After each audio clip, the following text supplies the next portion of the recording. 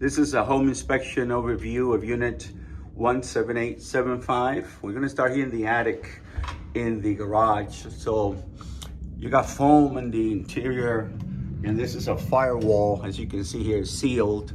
And then we're going to pop our heads in the other garage inside the house. So here you can see the trusses, they're in good shape. They are spaced 24 inches in center, and they have the plates that are holding them together. These are prefabricated trusses. They bring them on site on a truck, they open them up and send them out the way you see them here. So I don't see anything cracked, no damage or anything here. Obviously there's no insulation here because this is a garage. So we're going to do the same thing in the other attic. Then we'll do the interior of the house, and then we finish up on the exterior. Okay, we're gonna do the other attic, then we will do the inside of the house, and then we go ahead and finish outside. Okay, here's the other part of the attic. Foam insulation, usually between 6 and 7 inches. I will measure that and include it on the report. This is the air handler. It's a heat pump. You have no gas over here. Most of the time it's because of the foam. Otherwise they have to install a high efficiency furnace. So they do that basically in order not to mess with gas. But this air handler has the newest refrigerant. Before this one is 410, and then the other one is R22. This is 454B, R454B. So here, like in the attic, you can see the trusses, space 24 in center, the clips, and you can see the clips on site.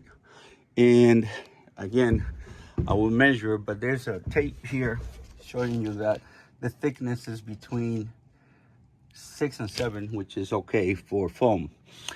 This outlet right here needs to have the cover. Again, this is going to be on the report as well. So again, insulation throughout, and again there will be pictures and descriptions with all these explanations, and you can see basically everything here that you can with this video. I'll continue downstairs. I'll highlight the things that need to be corrected. Coming down from the attic, we're gonna start here in this master bathroom closet. They're going to give you tape for you to mark up all the items that need to be painted and all the drywalls that need to be repaired. But I pointed some of them out. There will be more when you do the walk. It is considered cosmetic, but again, I'll write it up anyway. So here, the closet rod painted. That would be good if they remove that paint from there. Right here in the corners, we can see here we're missing some grout and caulking in there and in here. Then the tub, over spray paint there and here and there. And then the exhaust fan makes noise when you turn it on. So there's a video that goes with it as well in the report. You can pass it over to the builder. So that is part of the report. That one makes a little noise. No problems with the toilets. You're under the sink. You have push and pull valve. So it would be a good idea from time to time, maybe every 6 months or so, to pull them and push them in order to eliminate any buildup. So no problem in this here. So basically would be the carpet has a couple of spots in the other room. This right here, correction on the drywall. It has some repairs on the registers, which is a good thing. This is a carbon monoxide and smoke detector combination, so that is that. Here in the kitchen, got a couple of things, again minor, but it's a new house. Let me show we pointed out. So we got some scratches in here. I try to remove it like this with my glove, but probably needs to be buffed out in there. So there's a couple more scratches here. And then there's a little bit of a chip in here on this one. So they would take care of that. Crack, grout. Again, they probably have to use some flex grout instead of that grout. I checked all your appliances. I checked the microwave, this stove. This right here, this entire kitchen is GFCI, that's ground fault circuit interrupted, including the outlet to the stove here. So if by any chance your stove is not igniting, it's not clicking like this, you have to go to the panel and reset the GFCI. I got ice from here, but I tried to push for water and I waited a long time. I did not get any water coming from the freezer. Oh, I'm sorry, refrigerator. Okay, continue going right here, just going around the perimeter. I put this on heat, gave me really good temperature, between 107 and 110. I cannot test for AC because it's too cold outside and damages the unit. So here's a couple of spots on this carpet, spot over here as well. There's some ceiling repairs that might need to be painted. So that is on that.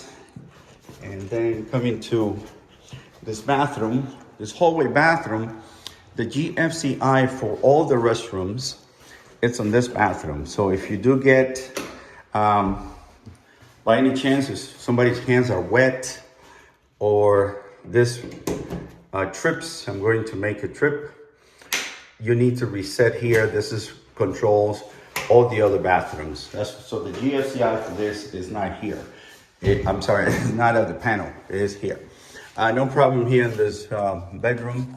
I check the doors and make sure that there's no problems with the outlets. I check them with this. Again, nothing magical. Hot, neutral, brown, black, white, and green. These are sensors for the air conditioning units. So instead of having, for the thermostat, instead of having controls and thermostat, you have sensors in a couple of locations in the house. The master and in here. So basically this is it in here. We're going to do the exterior and then finish up at the front. So before we leave, I'll just show you these expansion joints. You do have post-tension slab, so there will be some movement that the post-tension slab cables would take, and sometimes you get transported or translated to the ceiling. In order to take the movement, they put these expansion joints. Similar to concrete expands and contracts, and if you look at the sidewalks, they put expansion joints on the sidewalks to make sure that the concrete doesn't crack. So the same principle goes here. They do that so the drywall doesn't crack. All the lights are working with the exception of this one. Most likely the light bulb is burnt. Okay, so here on the exterior, I just put in for them to clean. There's overspray here, this red paint that is in here. And I check your outlets on this one here. The GFCI for this that controls all of these, it's on the it's on this side right here, adjacent to the heat pump. So this is a heat pump. Again, you don't have any gas for your furnace. It gives you heat and AC through the refrigerant. It compresses the refrigerant. You get heat, expands it, and you get the AC. The unit is carrier, and it is 4 ton. 4 ton will cover between 500. 1 ton covers 500 to 600 square feet. So if we say 5 times 4, 2,000. 5 times 6, that would be 3,000 square feet. So basically it will cover between 2,000 and 3,000 square feet. And you have high efficiency unit because it is foam up on the roof. What we check for this unit is to make sure that it's leveled, that there's no problem, and there's no debris inside.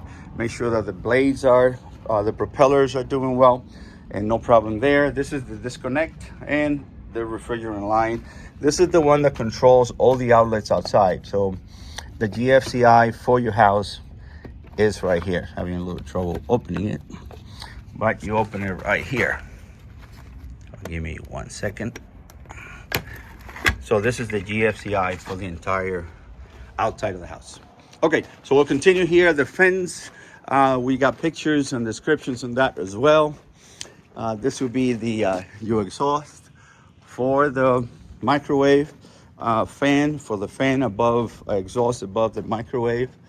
I'm sorry, next to the microwave, you have an independent one. It's not through your microwave. The microwave is with the oven. So on this one right here, I took pictures of this. Obviously, it looks pretty bad. It's outside your property line, but I put it down for them to finish up this work.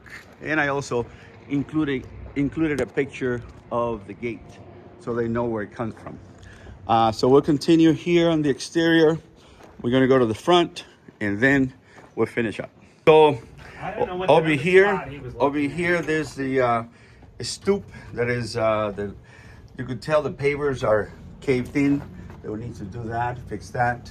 And then underneath this coach, like you can see, stucco needs to be finished.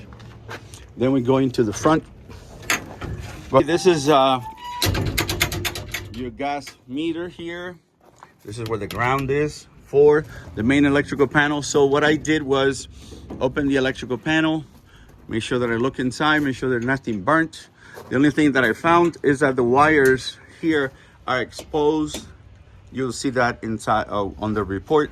So how do they fix that? They have to cut the wires back and reconnect them to the breakers. Otherwise you get arc and possible connection between them.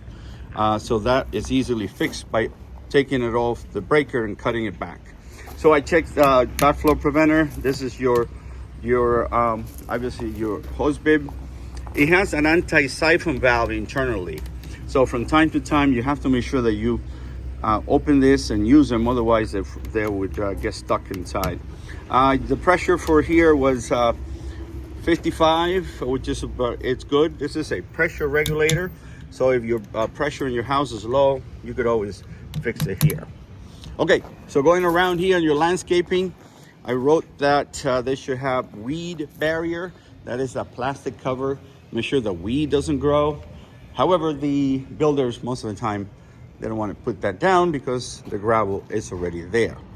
So you know, but it's on the report. Sometimes they do it, sometimes they don't.